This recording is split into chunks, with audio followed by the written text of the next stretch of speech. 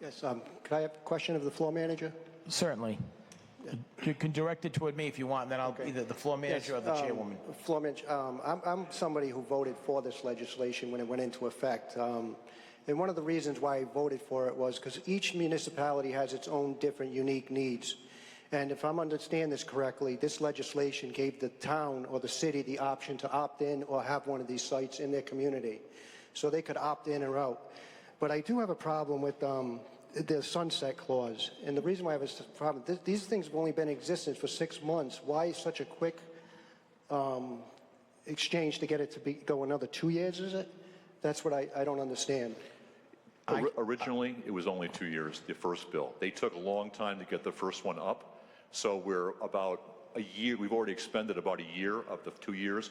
So we extended it from 2026 until 2028 so that we'll be able to get all the data that we need and not have a rush on it with only like half of the data.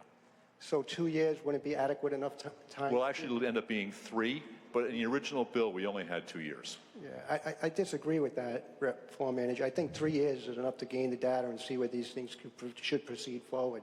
So although I agree with the concept, I just don't agree that we should be extending the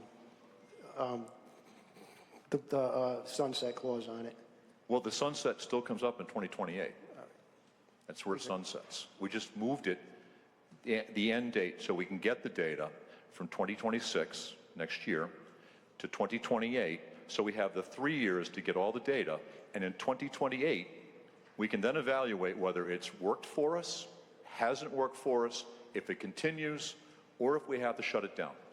And so it gives us, rather than a year, we can have 3 years now to do it. Okay, thanks for that clarification. But